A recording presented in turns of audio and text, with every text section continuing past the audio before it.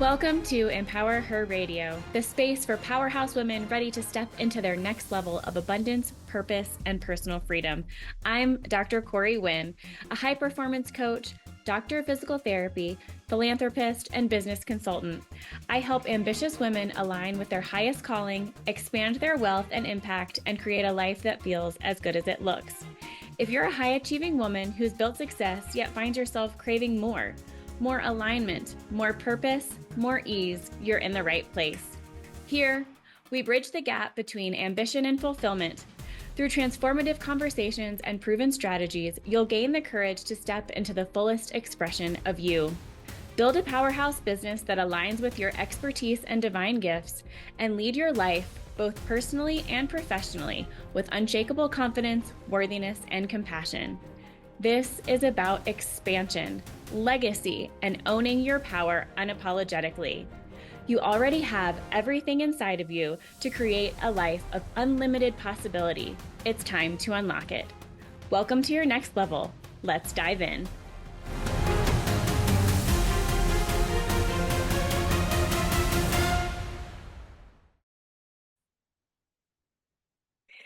Today, I am thrilled to introduce Dr. Deborah Heiser, an applied developmental psychologist specializing in midlife and aging. She's the author of the Mentorship Edge and the visionary CEO behind the Mentor Project.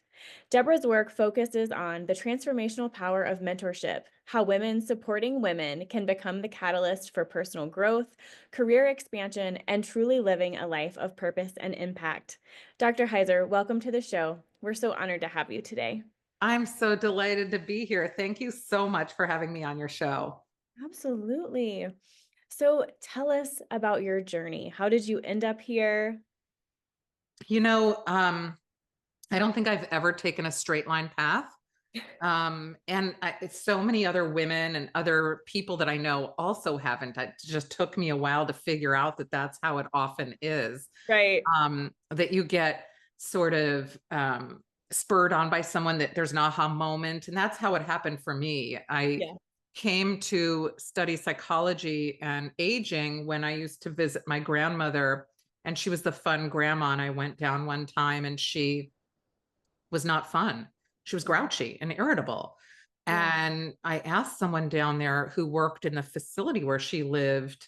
It was an independent living facility. She could come and go and do whatever she wanted. And the person said, she's depressed. We're going to fix her. She's taking a medication that is not working well for her. Next time you come, she'll be all better. And I thought, what are you talking about?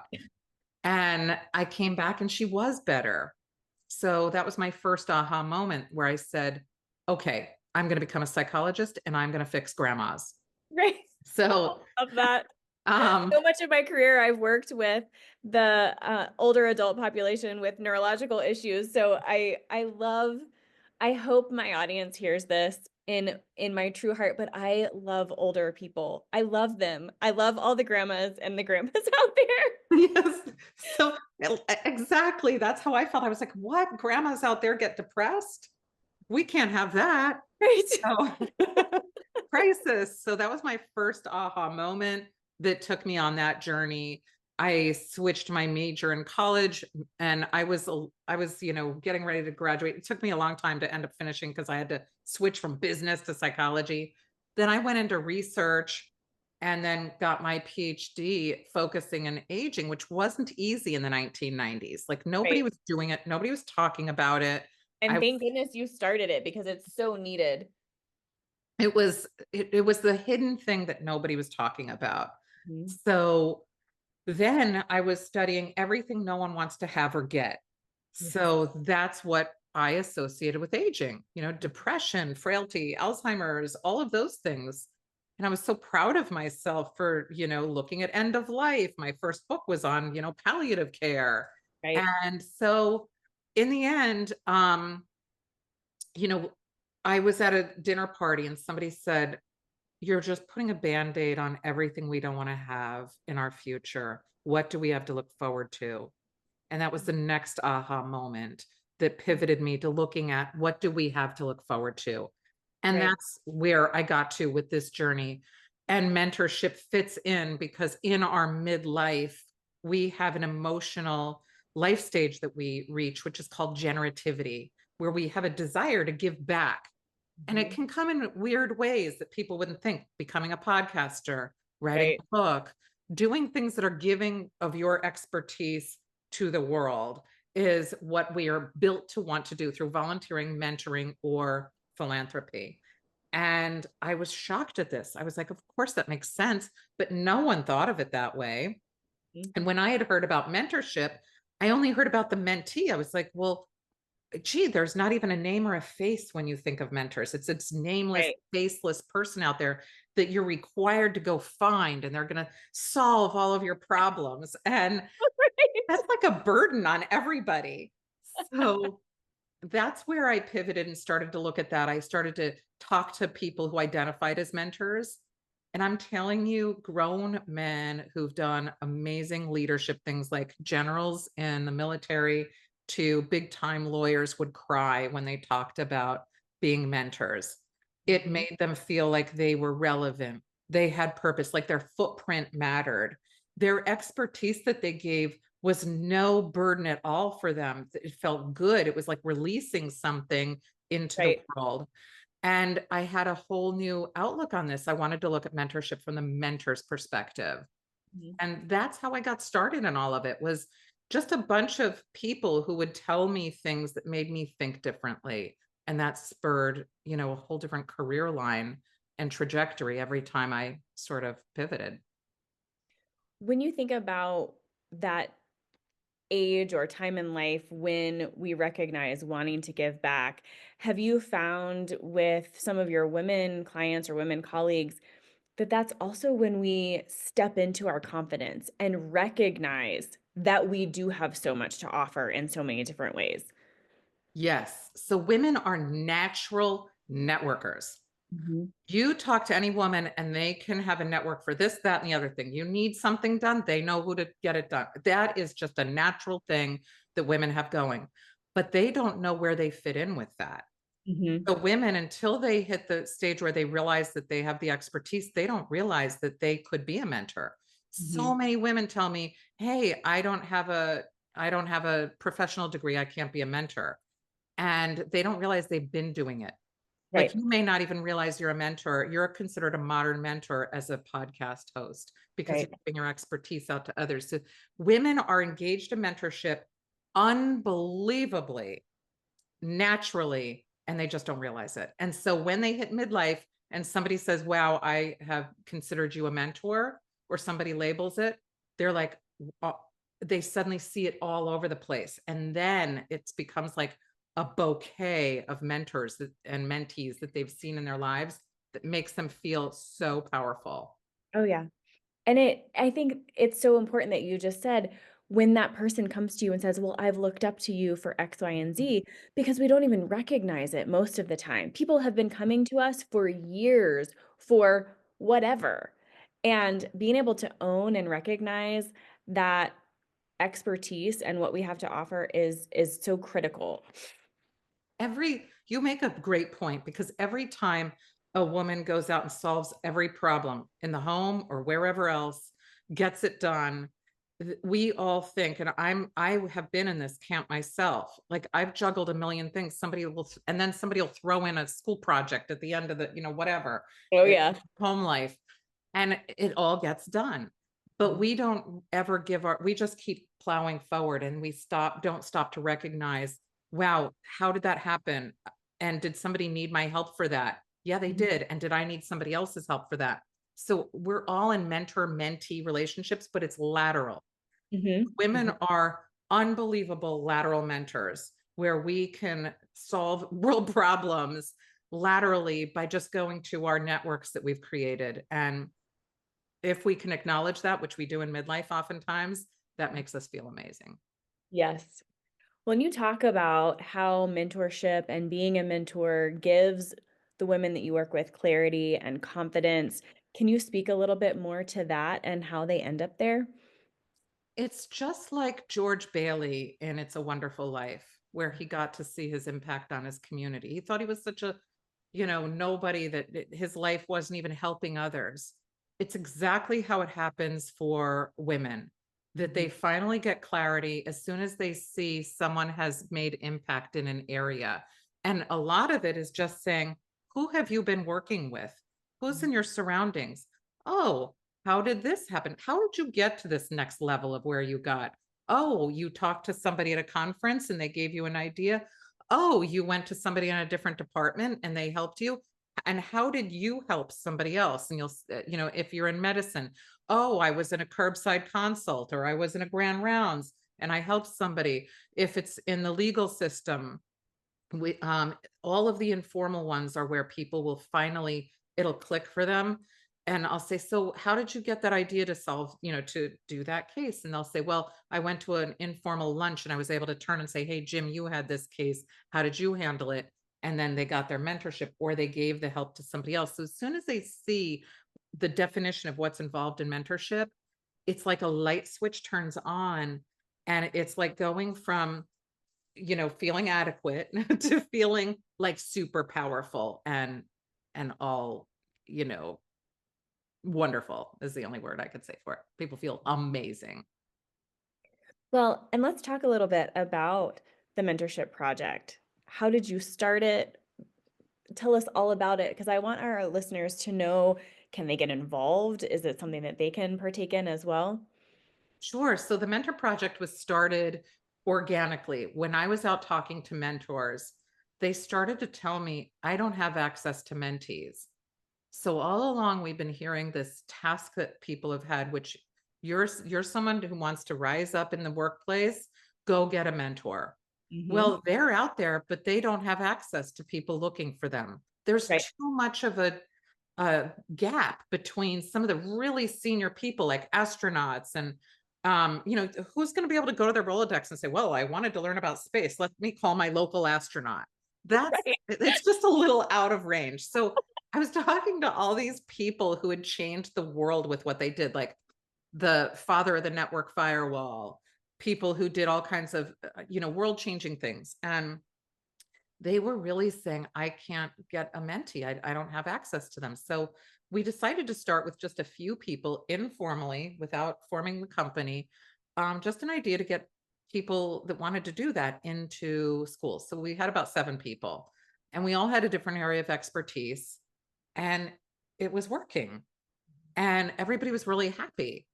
And then we decided, let's incorporate. We just had a few people, but we said, let's make sure that we're insured and we have everything done right. Right. So we thought that was going to be it. It was going to be like 7 people. And then it became like 10 people. And we were like, that's it. And everyone told me no one will ever want to do this because mentors who are top leaders are too busy. This is beneath them. They don't want to be bothered with this. Well, within 6 months, we went from 10 to 60, then to 80, then to 100 within a year. And they were contacting us saying, I want to do this. And so we realized this is going to work. Oh, yeah. And so it all started organically because there's a need from people who are experts. A lot of them never even considered themselves mentors. They didn't know that that label was for them, but they just knew they wanted to give back. So sometimes it requires just that idea that, oh, you can give back and here's a place to do it. And now you'll be doing it with a lot of other people doing it. So you don't pay mentors. So no one was paid.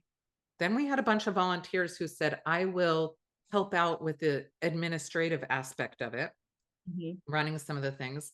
And we ran on donations. So the neat thing was we were able to prove that the generativity stage that has been talked about is actually true. It works. That theory is legitimately true because all of this operated for a couple of years on $547. And we last year, it doesn't operate on that anymore, but last year we gave out 3.5 million, almost 3.5 million in mentorship hours for free in 5 countries. Oh So my God.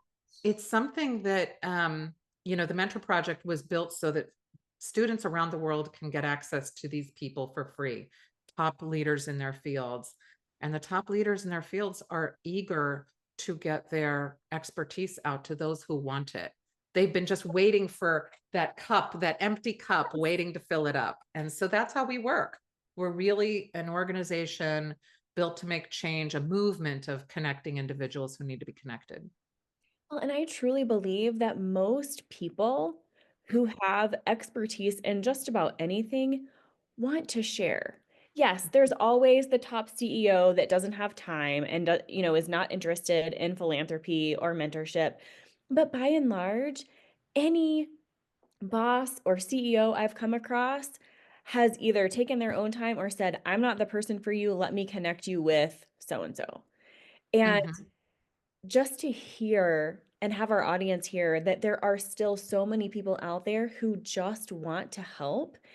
And, in my own journey of establishing a nonprofit, I didn't have a clue, but I made the decision and the people showed up. And it Yeah. sounds like exactly what you did. You made a decision, you saw a need, and that opens the doors wide for every other person out there to say, "Well, I want to help with that. I want to be involved in that." And I just love that. The fact I can't even imagine. I mean, do you have a number of how many people who you've mentored through this program?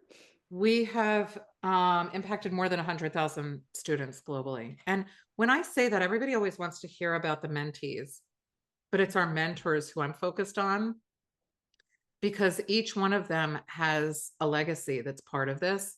Mhm. And in the book, I'm able to talk about people like Alan Zweibel, who said, "I want to feel relevant." He was the first comedy writer for Saturday Night Live, and he did things like, you know, the Gary Shandling show and a whole bunch of other things. He's had all sorts of awards, and people would think, well, he must feel relevant.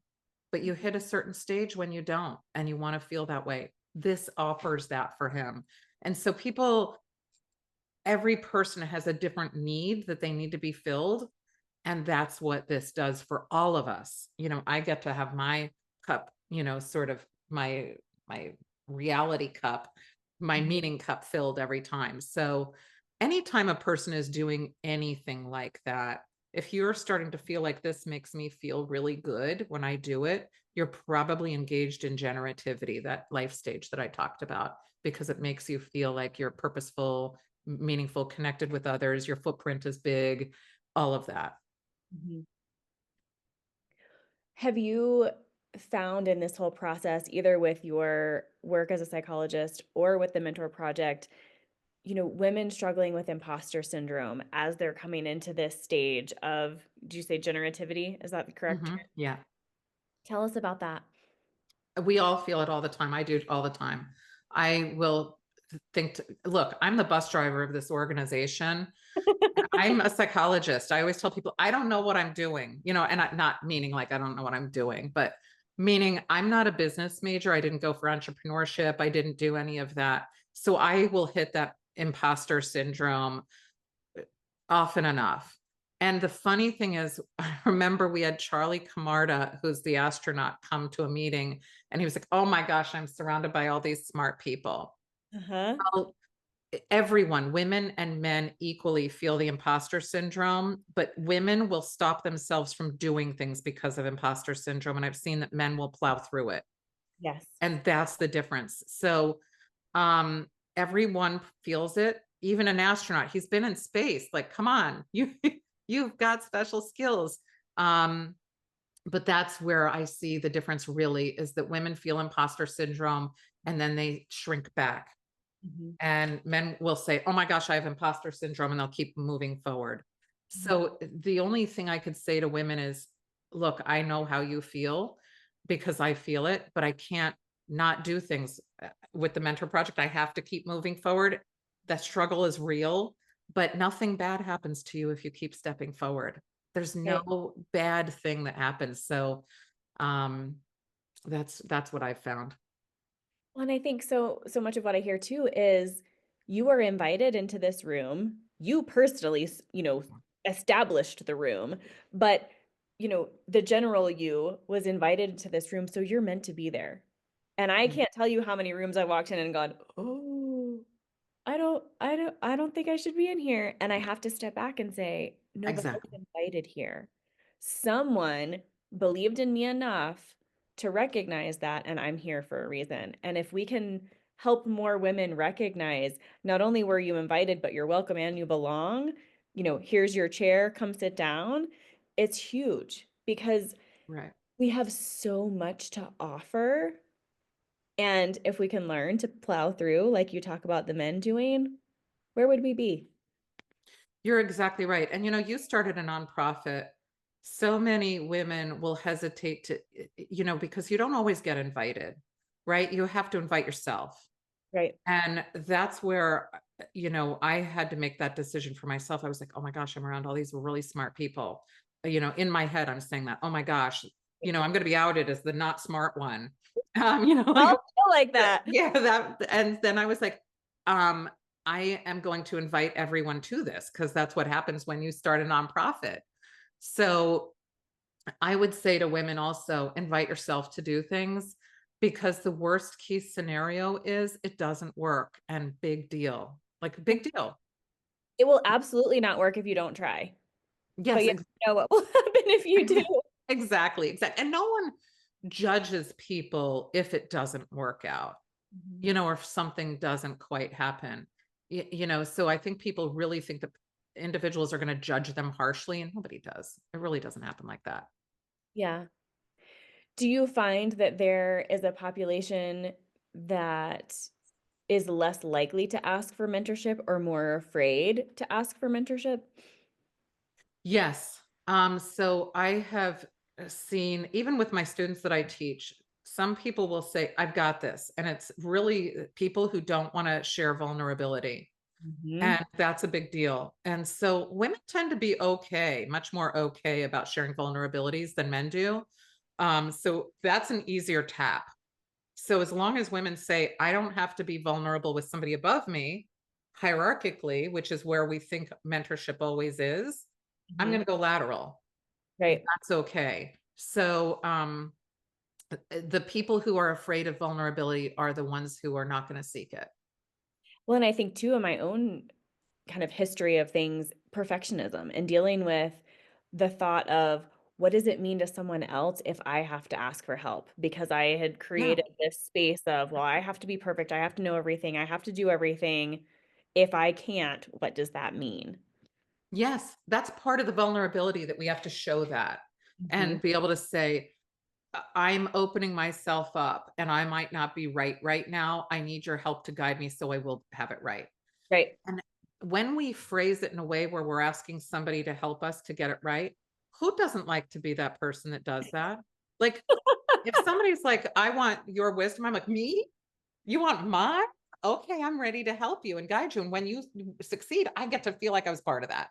We Right. forget that the other person has needs that we're fulfilling for them. So Mhm. when we open ourselves up with that vulnerability and say, okay, I like to be perfect. I don't want anybody to see that I make a mistake.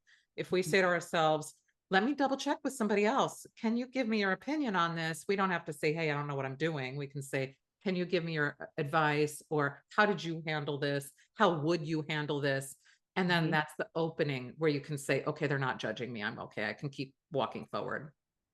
Well, and I just try and model that for my daughter. Having somebody who expected herself to be perfect her whole life, the more that I can show her, well, hey, I'm going to go ask this expert about this, or I'm going to, defer to so and so because I don't know the answer to that, is incredibly empowering for everyone around Yeah. us. It's very empowering. It's empowering for our sons also.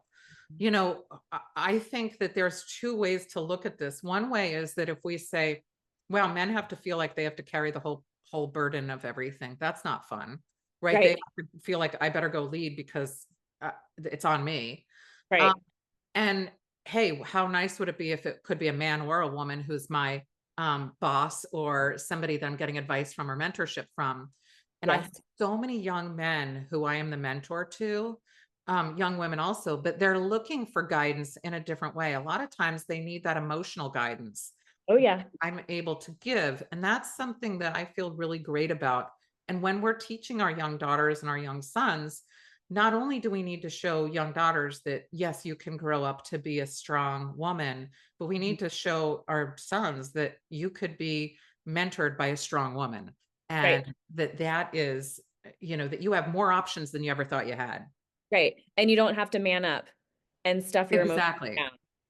Yes, exactly. That's so true. I think a lot of people forget that boys are kind of left out of that discussion, and it's hard for them because they don't have any. Now they're like, well, who do I get to look to?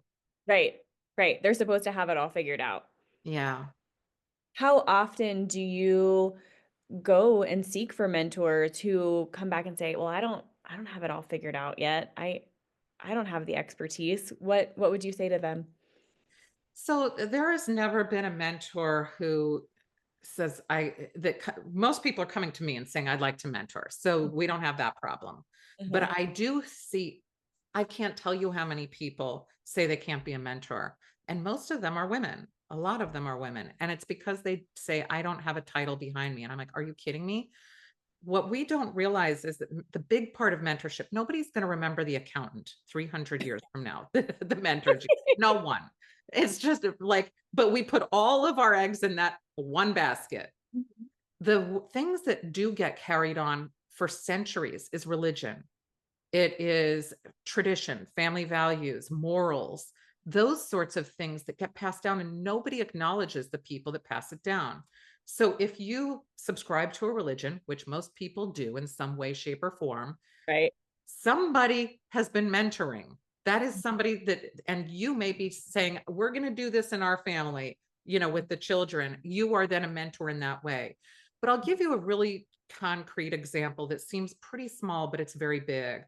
Every Thanksgiving, I make our family meal from an index card with my grandmother's handwriting on it. She's long gone. It's like Mhm. this brown discolored index card now with her writing on it. And I'm sure that came from her mother. I Mhm. make it intact as it is, even though everybody doesn't like every single thing on there. It's Uh-huh. exactly the same.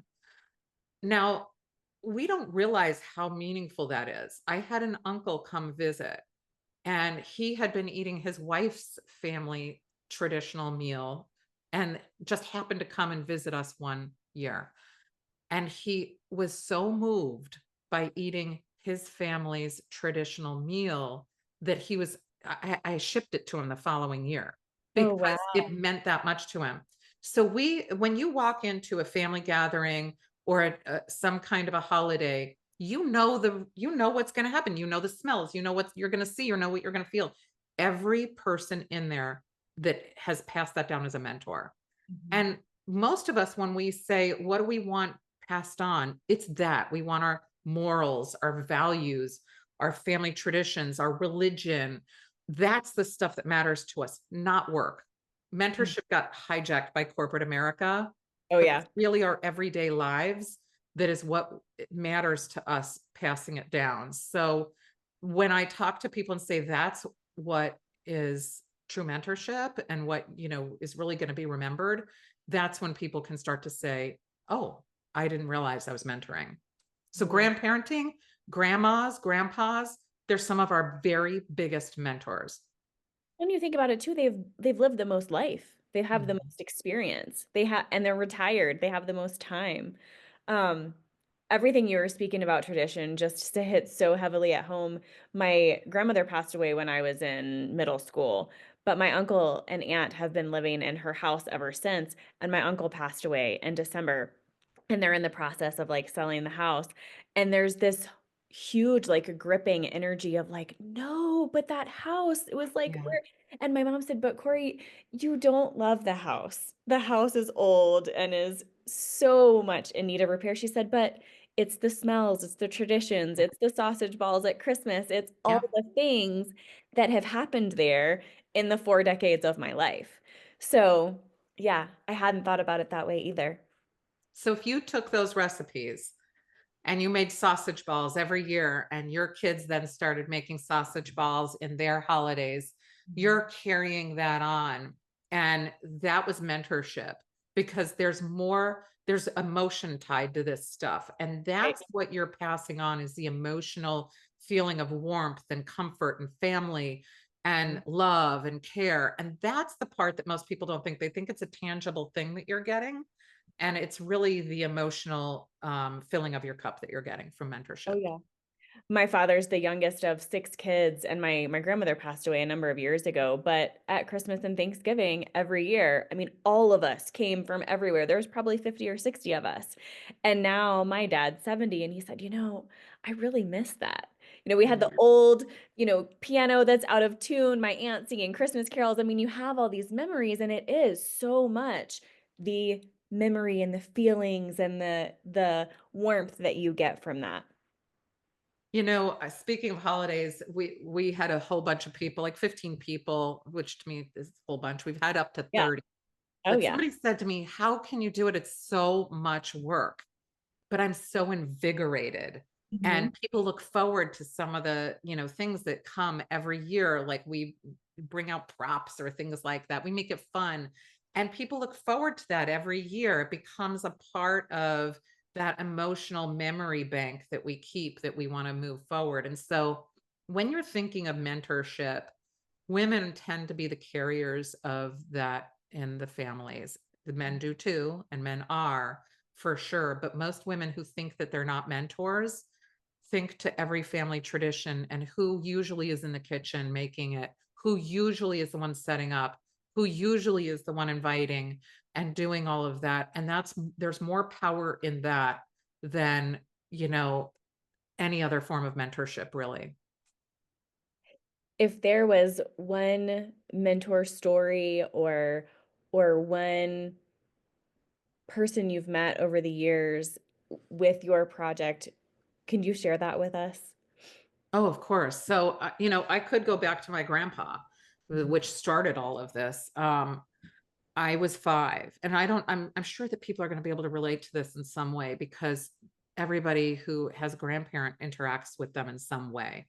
Right. So I was the oldest and I lived in Des Moines, Iowa, and my grandfather would pick me up in this gigantic Cadillac and before seat belts, and I'd be like swimming around all over the front seat of this big old car.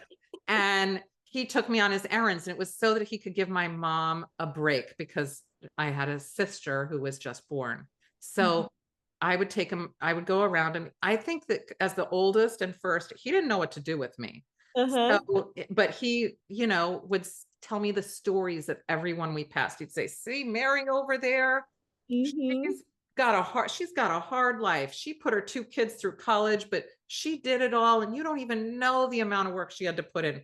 See Mhm. that guy Jim over there on the bench? His wife just chewed him out for not bringing in the dry cleaning." And he told me all these stories. I was like, "Wow, grandpa knows everybody."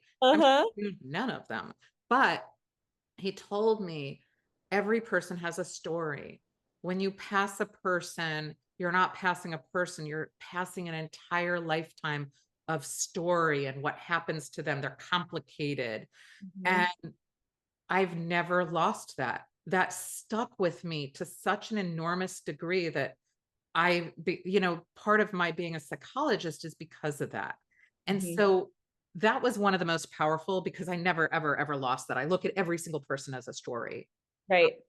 In terms of work, I would say that one of the biggest mentors that I've had in work is a woman named Jen Snow. And she was a lieutenant colonel in the Air Force. And she did all kinds of stuff that was, off the chain. She was the CTO for the Air Force and did all kinds of cool stuff. So she knew how to lead 10,000 people. Right. I'm trying to lead like a little bucket of people. And so, Little bucket. I love and it. so I would ask her, "How do you do this? Mhm. How do you handle people that do wrong things?" You're Mhm. always going to come up with a bad apple. It doesn't matter how much you vet people or do things. Right. Right. We do vet people at the Mentor Project. They get background checks. They get extensive paperwork they have to do. They have to meet people before they can become a mentor. And she gave me such good advice that made me feel like I can be good enough. I don't Mhm. have to be perfect in everything. And B, that it's okay if you have to tell somebody something they don't want to hear. Right. And that mentorship has gotten me through year after year of, some of those emotional decisions that you have to make that are hard or they're ugly that no one wants to face and that no one talks about. So, you always need somebody in your court. And she was a woman who did very powerful things. So I was able to relate to her in this role and how to deal with people. So I got lucky.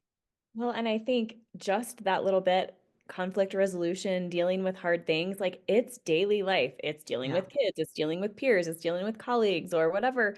So to feel empowered in that is I know has been invaluable to you all these years. Oh, yes. There's nothing like feeling like it's a safety net when you have a mentor. I felt like I couldn't fail if she was giving me guidance Mhm. because she'd done much bigger things than I am doing. And hers were life and death. Mine aren't.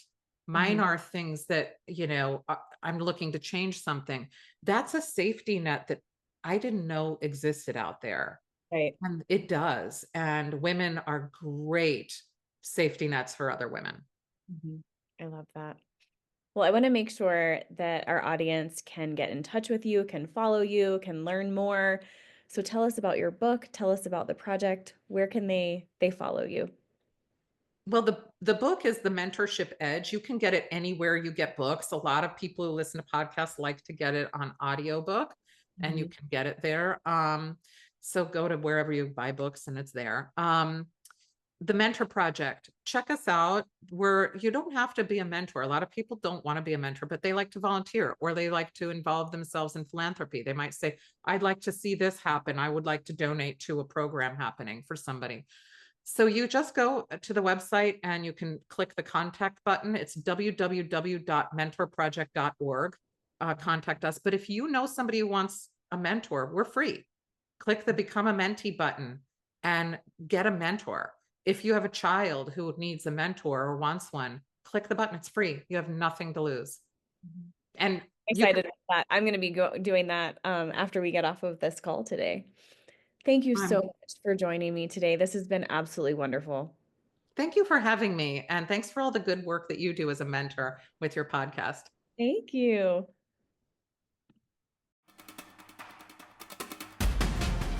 As we close out today's episode, I want to leave you with this.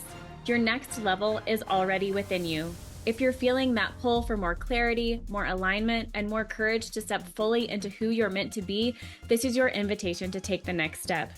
Whether you're an entrepreneur ready to scale or a woman standing at the edge of something bigger, the path forward starts with trusting your desires, owning your worth, and leading with your inner knowing. This is exactly what I offer. Private VIP coaching, and where I guide women inside the 10K Club and 50K Club through consulting with She Sells and Superhuman Selling to help you gain clarity, step into aligned action, and build a life and business that reflects your highest vision. If you're ready to explore what's next, let's have a conversation. Book a free call now at www.corywinn.com/free call. I can't wait to connect with you. Talk soon.